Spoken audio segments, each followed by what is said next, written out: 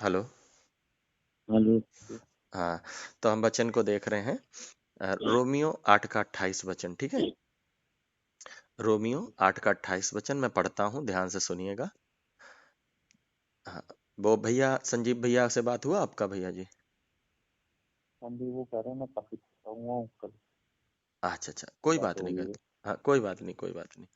हाँ, तो ध्यान देंगे, आप ध्यान दीजिएगा, ओके। हाँ, सूरज भैया आप भी अगर थके हो तो सो जाएं, ओके। तो भैया हैं, क्लास में हैं। अच्छा ठीक है। तो जी ध्यान देना। तो जी भैया। वचन पढ़ा हम लोगों ने, रोमियो 8 का 28।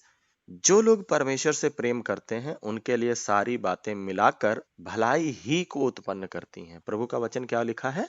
जो लोग प्रभु परमेश्वर से प्यार करते हैं उनके लिए सारी बातें मिलाकर भलाई ही को उत्पन्न करती हैं। एक बात बताइए, अगर यीशु मसीह पर हम विश्वास कर रहे हैं और हमारा बुरा ही होता चला जा रहा है, समझाने के तौर पर कोई हमारा खेत छीन ले रहा है, या हमारी, या सब बढ़िया नौकरियों में है तो हमको अच्छी नौकरी भी नहीं मिल रही है, हैं? सबका घर बनता चला जा रहा, हमारा घर नहीं बन रहा है, हम खाली प्रभु के सत्संग के चक्कर काट रहे हैं, तो इसमें हमारी भलाई क्या है? जबकि वचन क्या बता रहा? जितने लोग प्रभु के ऊपर विश्वास करते हैं उनके लिए सारी बातें मिलाकर भलाई ही को उत्पन्न करती हैं। हाथ कट गया मेरा तो इसमें भलाई क्या होगी मेरी? हैं? मेरे बच्चे बिगड़ गए हैं तो इसमें मेरी भलाई क्या होगी? हैं? मेरी शादी नहीं हो रही है और हम यीशु मसीह पर विश्वास कर रहे हैं और शादी हो नहीं रही है, तो इसमें मेरी क्या भलाई होगी? हैं? या मेरे टीबी की बीमारी हो चुकी है और हम यीशु मसीह पर विश्वास करते हैं और हम मरने वाले हैं, तो इसमें हमारी भलाई क्या होगी? हैं? या मान लो मैं प्रभु यीशु मसीह पर विश्वास करता हूँ और मेरी पत्नी मुझे छोड़कर चली गई है, तो इसमें भलाई क्या होगी? या मैं यीशु मसीह पर विश्वास करता हूँ और फिर भी मेरे साथ बेईमानी कर ली गई, मेरी दुकान चली गई, तो इसमें मेरी क्या भलाई है भाई? बताइए प्रभु यीशु मसीह। तो यीशु मसीह कह रहे हैं, अब यीशु मसीह कह रहे हैं कि जो लोग मुझसे प्यार करते हैं उनके लिए सारी बातें मिलाकर भलाई को ही उत्पन्न करती हैं। तो हम वचन को देख रहे हैं कि ये कैसे हो सकता है कि हमारा सब बुरा ही होता चला जा रहा है और प्रभु का वचन बता रहा है कि नहीं, तुम्हारा भला हो रहा है। कुछ समझ में आ रहा है? बिल्कुल बिल्कुल। हेलो। हाँ भैया, समझ में आ रहा क्या समझ में आ रहा है? है। जी भैया। हमारा सब बुरा होता चला जा रहा है और प्रभु कह रहे हैं तुम्हारी भलाई ही उत्पन्न, तो सारी बातें मिलकर तुम्हारे लिए भलाई ही होगी, तो इसमें क्या भलाई है बताइए मेरे लिए? नहीं समझ में आ रहा? आगे नहीं जाएं? भैया। जी बिल्कुल। ठीक है। हम देखेंगे यूसुफ के बारे में, ठीक है। यूसुफ इसराइल के बेटे का नाम है यूसुफ। याकूब के 12 बेटे थे। याकूब के कितने बेटे थे? हाँ, हाँ, बेटे। 12 बेटे थे। आपको अगर पढ़ना है तो मैं पढ़वा दूं, नहीं तो ऐसे ही मैं बता दूं, बताइए।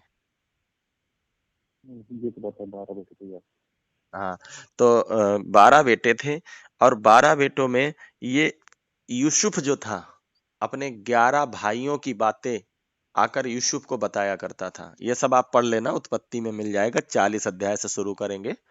40 अध्याय से लेकर जब आप पढ़ना शुरू करेंगे 30 अध्याय से पढ़ना, सब आपको क्लियर हो जाएगा। ओके। ओके। हाँ। इससे आगे। हाँ, 30 अध्याय से उत्पत्ति पढ़ लीजिएगा। उस आज जो मैं बताऊंगा 30 अध्याय के बाद की बातें सब बताऊंगा। ओके। हम्म, तो यूसुफ जो है, ये अपने पिता के 12 बेटे हैं, इसके पिता के। और ये यूसुफ जो है उनमें से एक है। इसके 11 भाई लोग भेड़ बकरियां चराने वाले हैं। 11 भाई लोग क्या करते हैं? भेड़ बकरियां चराते हैं। और ये लास्ट का बच्चा है और इस कारण इससे ज्यादा प्यार था थोड़ा, और इसके पिता ने इसको एक अंगरखा बनवा के दिया था। एक अंगरखा बनवा के दिया। और इसके 11 भाई इससे घृणा करते थे। इसके 11 भाई क्या करते थे इससे? इतना। घृणा करते थे कि पापा इसको क्यों प्यार ज्यादा करते हैं। और ये क्या करता था? अपने भाइयों को खाना देने जाया करता था भेड़ बकरियां चराते समय। भेड़ बकरियां चराते समय क्या देने जाया करता था? खाना। और जब खाना देने जाता था तो जो गलती इसके भाई लोग किया करते थे, वो गलतियां लाकर किसको बता देता था ये? याकूब को, अपने पापा को, अपने पिताजी को। सबको समझ में आ रही मेरी बात?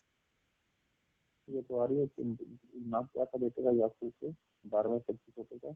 हाँ, बेटे का नाम क्या था? यूसुफ।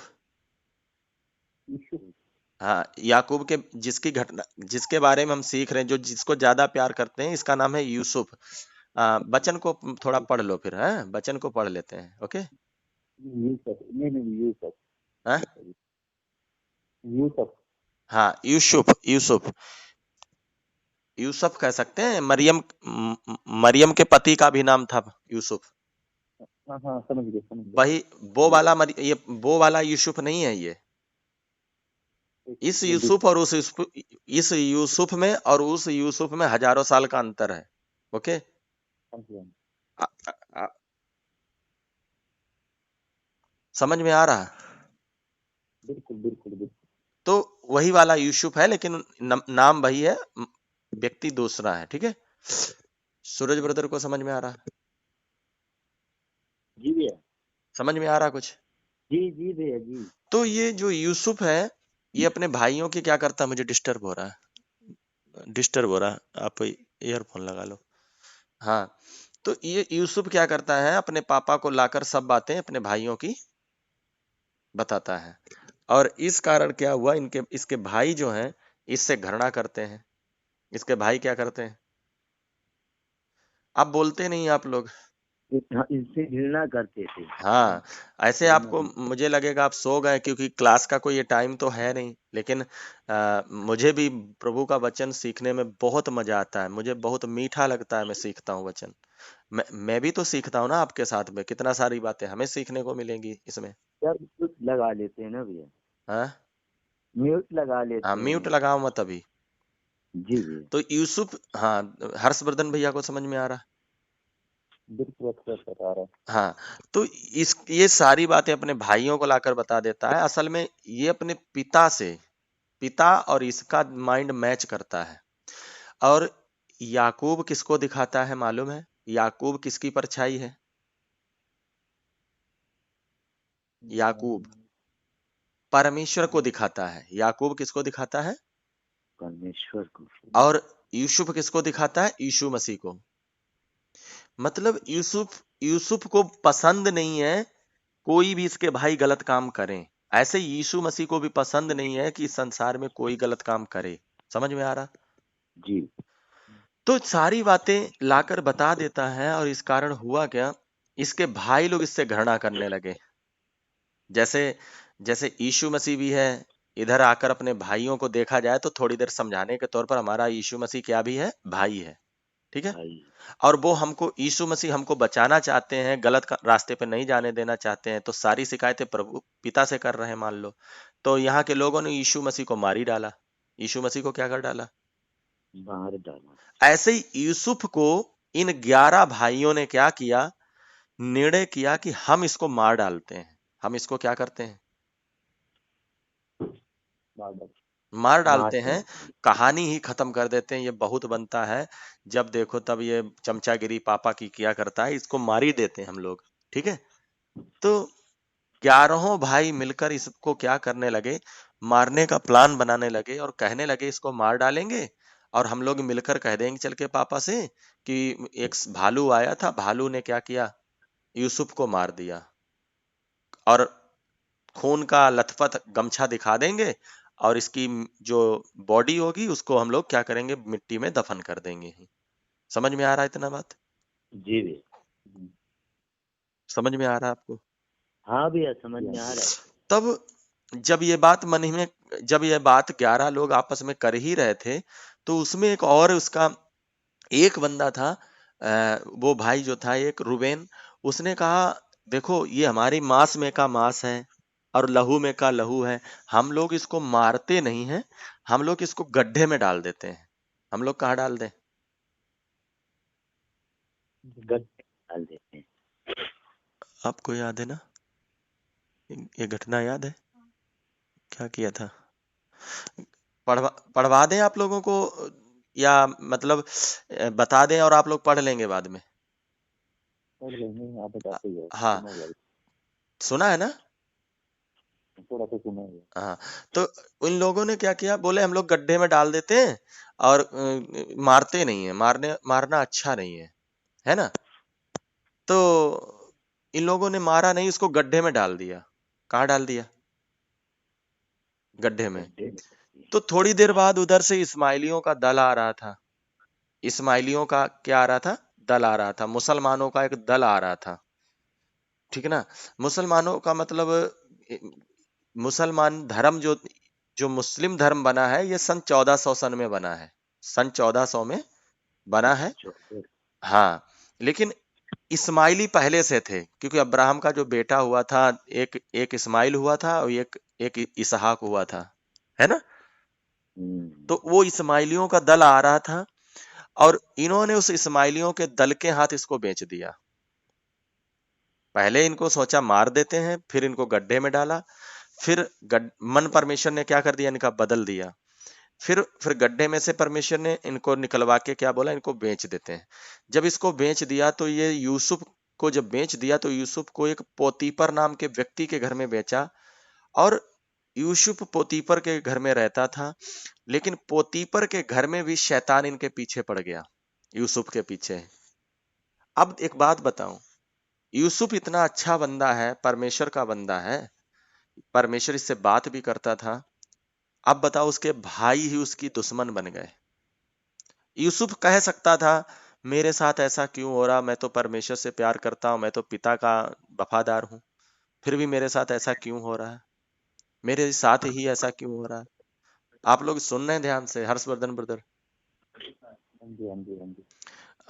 इसलिए बार बार पूछता हूँ कि कहीं ऐसा ना हो हम लोग बैठ के इतना टाइम देख भी रहे तो ध्यान ना दे रहे हो। तो इ- नहीं, नहीं। कह सकता था ब्रदर, देखो कि अरे मेरे साथ ही ऐसा क्यों हो रहा है। और उधर में पोतीपर के घर गया। पोतीपर के घर में रहते समय सारे नौकर चाकर, पूरी संपत्ति तक, यहाँ तक देख रेख किसको दे दी इसने? पोतीपर ने यूसुफ को दे दी। जो बंदे को खरीदा है, खरीद कर आया, मान लो आपको मैंने खरीद लिया और आप ही के हाथ में अपनी संपत्ति सब दे दूं, इतना विश्वास हो गया था उस पर। लेकिन एक दिन इसकी पोतीपर की पत्नी ने देखा और पोतीपर की पत्नी ने क्या कर लिया, इसको पकड़ लिया, इसको बोला कि मेरे साथ गंदा काम करो। तब इसने कहा, मैं मैं परमेश्वर का बंदा हूं, मैं गंदा काम नहीं कर पाऊंगा। तब ये भागने लगा। तब तक नौकरों ने देख लिया। जब नौकरों ने देख लिया तो उस औरत ने सोचा कि ये तो मेरे ऊपर दोष आ जाएगा। तो वो चिल्लाने लगी, देखो मेरे साथ ये गलत काम करने आया था। और इस कारण इस बंदे को फंसा दिया। यूसुफ को क्या कर दिया, फंसा दिया। यूसुफ का मालिक पोतीपर आया और पोतीपर आकर इसको जेल में डलवा दिया। अब एक बात बताऊं, वहां पर जब पढ़ोगे आप 42 अध्याय में, तो लिखा परमेश्वर इसके साथ रहता था। क्या क्या होता था?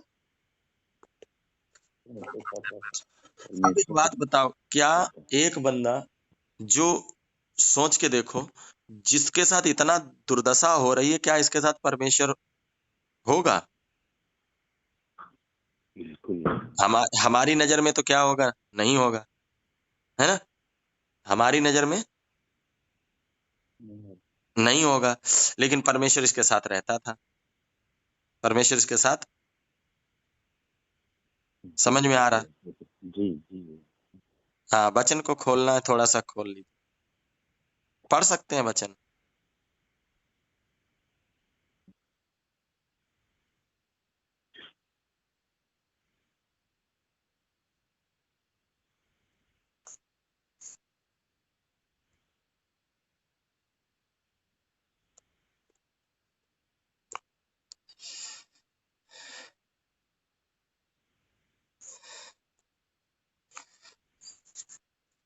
हाँ, हेलो। हाँ जी। तो वहां पर लिखा, वचन में लिखा यूसुफ के साथ, एक मिनट पढ़ ही लेते हैं, मुझे भी एग्जैक्टली याद नहीं है ना, तो फिर थोड़ा दिक्कत हो जाएगा। एक मिनट, हर्ष भैया आप पढ़ सकते हैं? बोलो, मैं बोल देता हूँ। आवाज कौन नहीं आ सा रही। पढ़ना? नहीं नहीं, बता दो कौन सा पढ़ना। हेलो। एक मिनट। 39 अध्याय 21 का 45। 39 अध्याय, एक मिनट मेरे इधर, हाँ पढ़िए 39 अध्याय उसका 2 और 3 वचन पढ़िएगा। उत्पत्ति का ना। हाँ उत्पत्ति 39 अध्याय उसका 2 और 3 वचन देखिए क्या लिखा।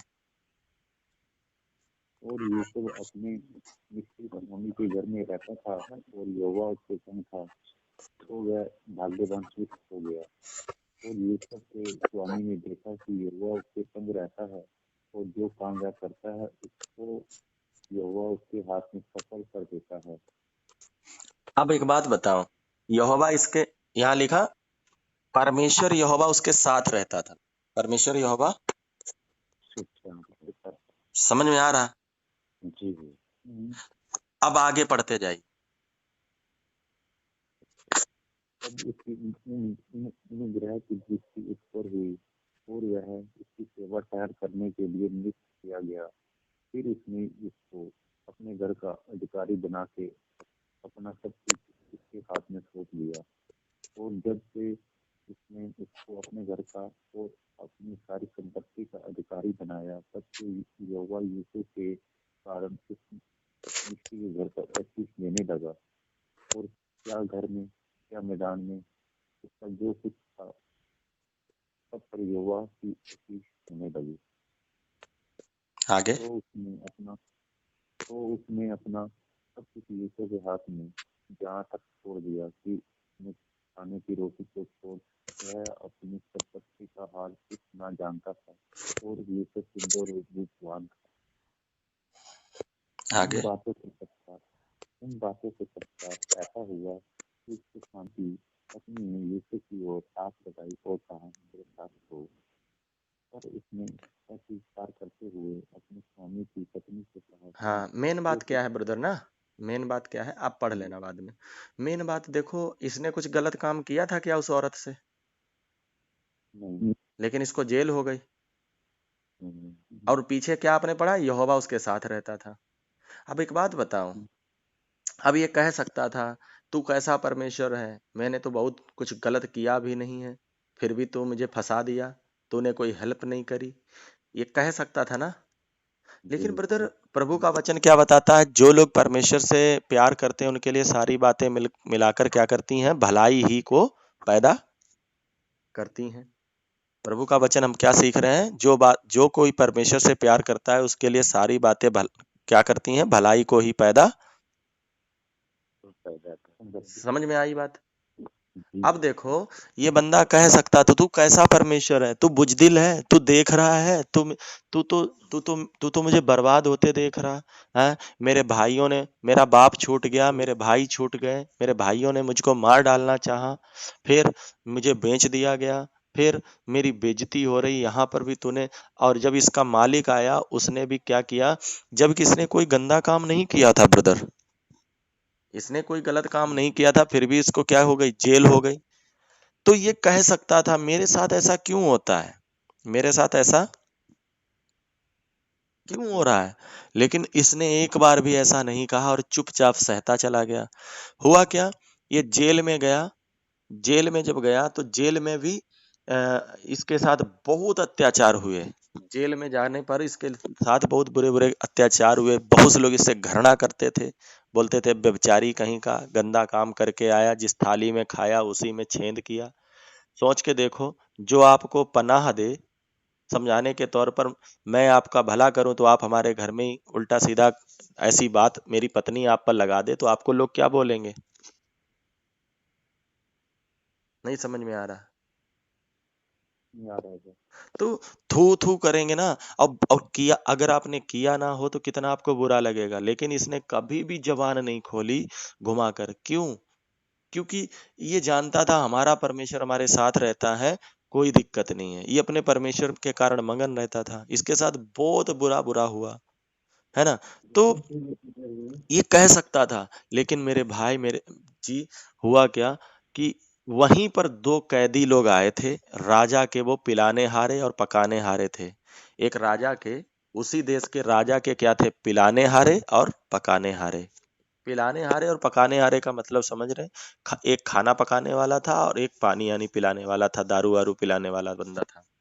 ये दोनों कैदी बनकर आए थे और इन कैदियों को इसने ऐसी बातें बताई और इस कारण उन एक कैदी था जो उसमें से वो तो मार दिया गया, लेकिन एक कैदी जीवित बचा था। उसने जाकर राजा से इसकी चर्चा की। 1 साल तक भूल भी गया, 1 साल तक इसकी कोई चर्चा नहीं की। इसने इसने कहा था मेरी चर्चा जाकर राजा से करना, मेरी चर्चा क्या करना, राजा से करना। लेकिन उन लोगों ने इसकी चर्चा राजा से नहीं की, उस बंदे ने राजा से चर्चा नहीं करी बल्कि भूल गया। कितनी बड़ी बात भूल गया बताओ, है? सुन रहे हैं आप लोग? जी भैया, समझ में आ रहा कुछ? जी भैया समझ में आ रहा। तो इसने 1 साल तक चर्चा नहीं की, लेकिन 1 साल बाद उस राजा ने एक दर्शन देखा और वो दर्शन जब देखा तब जो वो पकाने हारा बंदा था, जो उधर वो पिलाने हारा बंदा था, वो पिलाने हारा बंदा ने क्या किया, इसकी चर्चा की कि इस दर्शन की जो बात है, जेल में एक बंदा बंद है, वो बता सकता है। तब इस यूसुफ को बुलाया गया और यूसुफ ने वो बात बताई और उसके बाद ये यूसुफ उस देश का प्रधानमंत्री बना। खुद राजा ने लिखा, अपनी चैन, अपनी जंजीर और अपनी अंगूठी इसको पहनाई, खुद राजा ने। कुछ समझ में आ रहा आपको?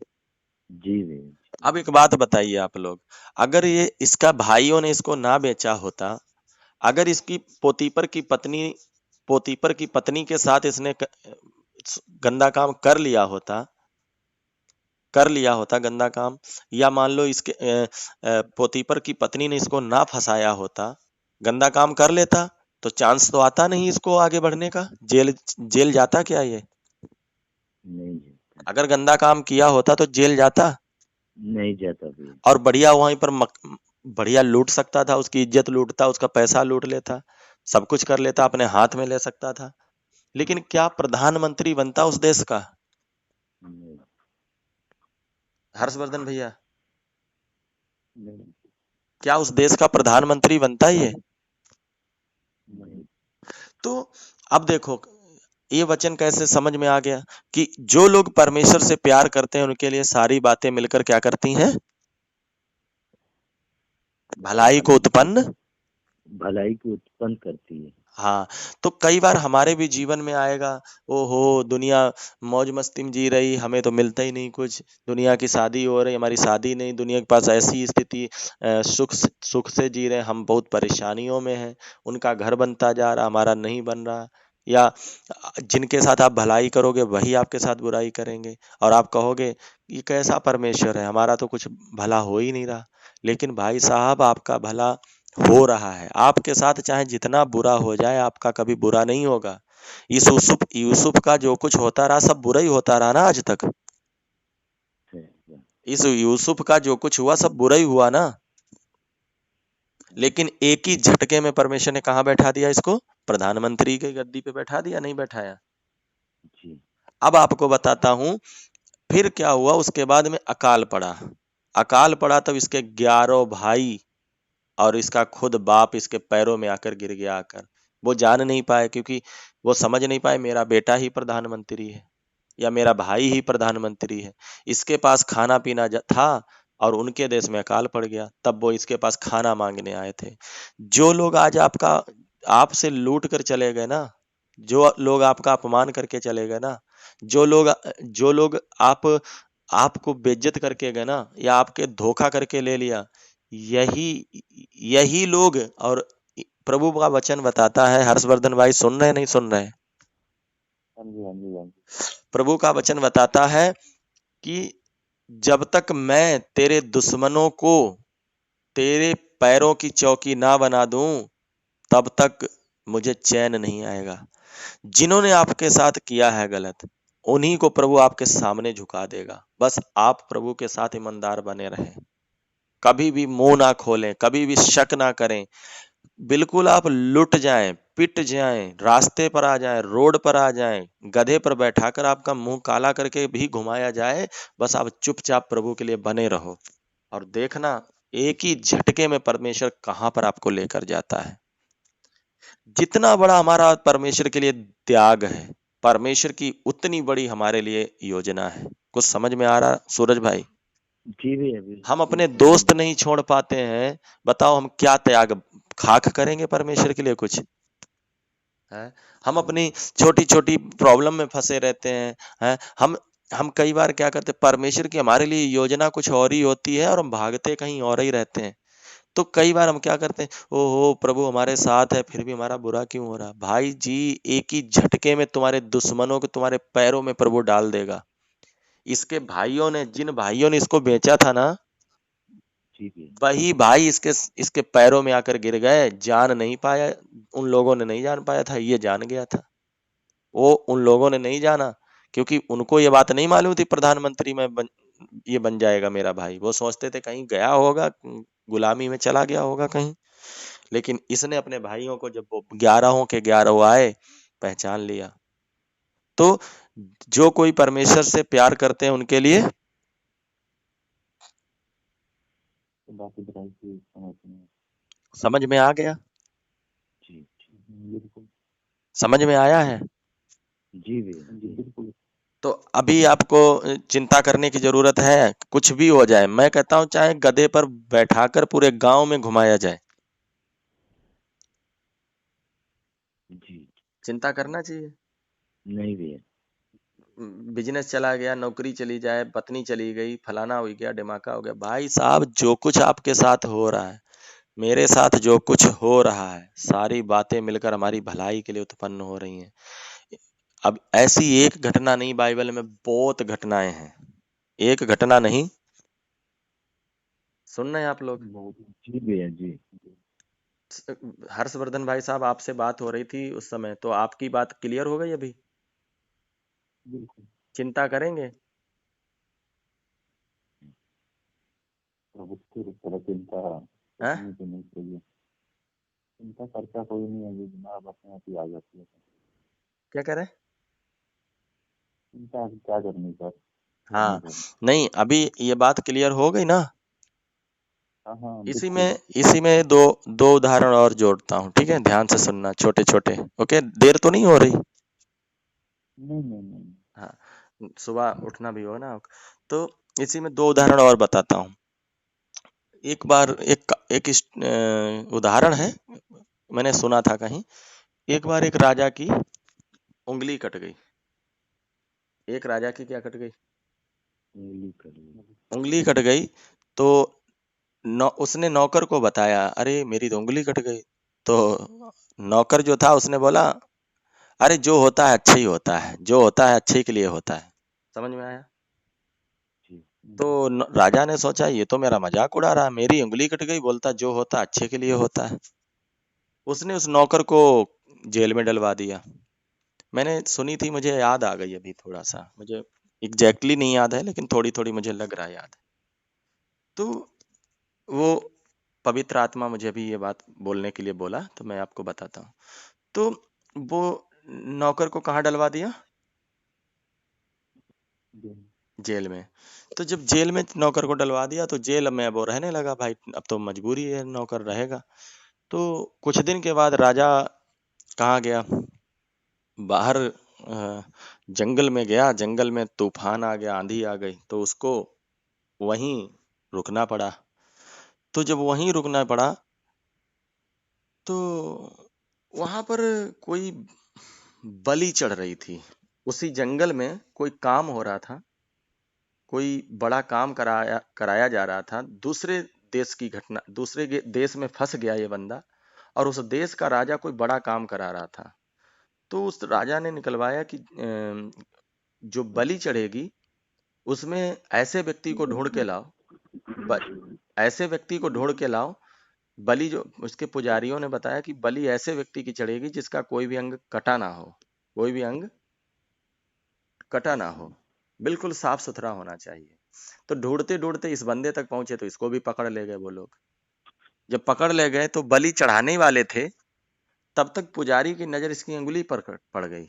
जो कटी हुई अंगुली थी ना, एक अंगुली जो कट गई थी, उस पर नजर पड़ गई। बोला नहीं नहीं नहीं, इसको नहीं मार सकते, इसको हम बलि नहीं चढ़ा सकते क्योंकि इसकी अंगुली कटी हुई है।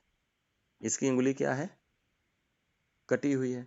तो उस राजा को छोड़ दिया उन्होंने। जब छोड़ दिया तो अगले दिन वो अपने राजपाट में पहुंचे, और राजपाट में पहुंचते ही नौकर को बुलवाया। उस नौकर को अपने से नीचे सेकेंड राजा उसको बना दिया। मालूम है क्यों बनाया? क्योंकि उसने जो बोला था वो सही बोला था, कि जो होता है अच्छे के लिए होता है। आप सबको समझ में आ रहा? हम्म, सूरज ब्रदर को आ रहा? जी भी है, जो होता है तो लिए अच्छे के लिए होता भी है। समझ में आया है ऐसे ही? नहीं नहीं, समझ में आएगा। हाँ। तो हमारे साथ देखो, अगर आप पर बीमारी ना आती, समझाने के तौर पर हर्षवर्धन भाई साहब ने हमें बताया था कि इनका बेटा बहुत बीमार रहता था, प्रभु में गए थे। अगर आपका बेटा बीमार ना हो रहा होता तो आप प्रभु में जाते वहां पे? नहीं, नहीं जाते। फिर अगर अगर आपका मान लो कुछ आपके साथ टेंशन चिंता ना चल रही होती, आप बढ़िया पैसों में खेल रहे होते, तो आप हमारा फोन लगाते? बिल्कुल सही नहीं। हेलो हर्षवर्धन भाई साहब, बिल्कुल ठीक है। हाँ जी, हाँ जी, मेरा ठीक फोन है। लगाते आप? आप बढ़िया, लगाते आप तो बिल्कुल। अपने काम में बिजी होते। टाटा अंबानी तो हमारा लगा ही नहीं फोन, नरेंद्र मोदी ने हमारा लगा ही नहीं फोन। अब हम्म, जो चीज आपके पास हो, नरेंद्र मोदी भी आपकी चप्पल उठाने के बराबर नहीं है। मोदी भी क्यों? क्योंकि नरेंद्र मोदी मरेगा नर्क चला जाएगा, और आप नर्क थोड़ी जा रहे हैं। अनंत काल के लिए पिता के पास जाएंगे। अगर अच्छा जीवन जिया, सेवा करी आपने प्रभु की, तो मुकुट मिलेंगे आपको। हैं? अगर प्रभु की सेवा की तो आपको मुकुट मिलेंगे। अगर जयवंत जीवन जिया तो सिंहासन पर भी बैठ सकते हैं। तो अनंत काल का सिंहासन होगा, मोदी का सिंहासन 5 साल का है। जी। तो बताओ, आप आपके साथ जो हुआ है पीछे, या जो अभी भी हो रहा है, तो वो अच्छे के लिए हो रहा है या बुरे के लिए हुआ? ठीक है। तो ये वचन समझ में आ गया, रोमियो 8 का 28 वचन? बिल्कुल बिल्कुल। हाँ? बहुत अच्छी। नहीं, क्लियर हो गया जो हमारे साथ होता है। अच्छे के लिए होता है। हाँ, तो हमको चिंता करनी चाहिए। बिल्कुल नहीं। टीबी हो गई है हमारे शरीर में, मान लो मैं हूँ, मेरे कैंसर हो गया, मेरे बच्चे हैं, सब कुछ है। अब मेरे कैंसर हो गया तो मुझे चिंता करने की जरूरत है क्या? नहीं। मैं कैंसर में पड़े पड़े वचन सुनाते हुआ मर जाऊंगा, और लोगों को बताकर जाऊंगा कि मैं यीशु मसीह के पीछे इसलिए नहीं चलता हूँ कि मेरा कैंसर ठीक करे। मैं इसलिए चलता हूँ कि वो उद्धार करता है। जाने कितने लोग कहाँ कहाँ तक ये बात पहुंचेगी कि भैया यीशु मसीह उद्धार करता है। भाई साहब, वचन सुनाने से कुछ नहीं होता, चलकर दिखाना पड़ता है। जी। समझ में आ रहा? मेरे पास जी। अभी देखो, चाहे जैसी स्थिति आ जाए, आप उसमें जब टिके रहोगे, तो कल को आपके पास लोग सीखने के लिए वचन आएंगे, तो उनको आप तसल्ली तभी तो दे पाओगे, भैया चिंता ना कर। मेरे साथ भी ऐसी स्थिति थी एक दिन, आज देखो मैं कहां से कहां पहुंच गया। जब आपके साथ कुछ बीता ही नहीं होगा तो क्या उनको झूठी गवाही बताओगे? और एक बात जान लेना, खुदा उन्हीं को ज्यादा परेशानी देता है जिनके लिए कोई बड़ी योजना होती है। अगर आप परेशानियों में नहीं है, कमी घटी में नहीं है, तो समझ लो कि आपके लिए फिर कुछ बड़ी योजना नहीं, आप एक मीडियम मसीही बन के जियोगे। समझ में आ रहा? इसलिए चिंता हमें नहीं करना है, हमें परेशान नहीं होना है, हमको खुदा का काम करना है। तो हमारे ऊपर चाहे जितनी बड़ी विपत्तियां आ जाए, हमको क्या करना? वचन याद रखना है, जो कुछ हमारे साथ होता है हमारी भलाई के लिए होता है। ठीक है? आप लोग बोल नहीं रहे इसलिए अच्छा नहीं लग रहा, तो मैं सोच रहा हूँ बोर हो रहे होंगे, तो प्रार्थना करता हूँ। ओके? नहीं जी, अब हाँ? आगे और बताओ। नहीं, अब और नहीं बताएंगे। तो नहीं तो क्योंकि बोल नहीं रहे, तो इससे ये लग रहा है कि आपके परिवार सो रहे होंगे, और वो उनके कारण आप। हाँ? अरे नहीं सर, नहीं नहीं, ऐसी बात नहीं। हाँ, ठीक है। तो ऐसी बात देखो, वचन तभी खुलता है जब सामने वाले का कोई रिएक्शन मिलता है, क्योंकि उसका भी इंटरेस्ट होना चाहिए ना। नहीं तो नहीं, हम हाँ, गहराई से बंदा सोच रहा होता है ना, मैं तो बातों में मगन हो जाते हैं। हाँ, ऐसे ऐसे ऐसे सब ठीक कर रहे हैं, हाँ, ठीक कर तो रहे हैं, ठीक कर रहे पीछे की बात समझ में आ गई, यूसुफ वाली बात समझ में आ गई। यूसुफ यूसुफ चाहता तो धीरज छोड़ सकता था। एक बात मैं बताता हूँ, ये सब मालूम क्यों हमारे साथ होता है सारी चीजें? ये हमारे धीरज को बढ़ाने के लिए परमेश्वर करते हैं। काहे के लिए करते हैं? धीरज को बनाना यूसुफ अगर चाहता तो धीरज छोड़ सकता था। धीरज क्या कर सकता था? तोड़ सकता था। छोड़ो यार ईसा मसीह को, छोड़ो परमेश्वर को, बहुत हो गया। बताओ हमारे ऊपर बलात्कार का केस लग गया, भाड़ में जाए परमेश्वर, कह सकता था ना? बिल्कुल नहीं कह सकता था? कह सकता था। एक बंदा था ना, एक बंदा था, वो बैठा हुआ बोल रहा था, अ, सोना बन जा, सोना बन जा, सोना बन जा, सोना बन जा, और सोना नहीं बना वो। तो सोना बनने ही वाला था, तब तक उसने क्या बोल दिया? सोना नहीं बनता है तो लोहा ही बन जा। सोना नहीं बनता है तो लोहा ही बन जाए। लोहा ही बन जा, और तब तक वो लोहा बन गया। तब माथा पकड़ के बैठ गया। ओहो, एक बार और मैंने क्या बोला होता, सोना बन जा, तो क्या बन जाता? सोना बन जाता है। समझ में आ रहा कुछ? जी भैया। प्रभु आपको सोना बनाना चाह रहे हैं, और आप लोहे में प्रसन्न रहना चाहते हो, तो आपकी मर्जी है। यूसुफ यूसुफ चाहता तो उसकी पत्नी के साथ बलात्कार करके मजे ले लेता, भाई साहब, कुमारा है, लेकिन फिर अपनी बड़ी योजना में नहीं जा सकता। इसी प्रकार आप अपने करेक्टर को अगर नहीं समझ पा रहे हो, आपके जीवन में जो इंसिडेंट हो रहे हैं, जीवन में जो दिक्कतें चल रही हैं, प्रॉब्लम्स चल रही, कमी घटी चल रही, उनको नहीं समझ पा रहे हो। मेरे सामने भी बहुत प्रॉब्लम है, मैं अपनी प्रॉब्लम क्या आपको बताऊं? आपको क्या लगता है मैं आपके साथ ऐसे बातें करता हूं तो मेरे सामने प्रॉब्लम नहीं है? हैं? मेरे बच्चे घर में बैठे हैं, ट्यूशन ट्यूशन पढ़ाने वाले आते थे, टाइम से उनको फीस ना मिलने के कारण वो नहीं पढ़ा रहे हैं। स्कूल वाले वो नहीं मुझे पढ़ा रहे। मेरे बच्चे, एक 9 साल की बेटी है, एक 5.5 साल की बेटी है, उनका पढ़ने का समय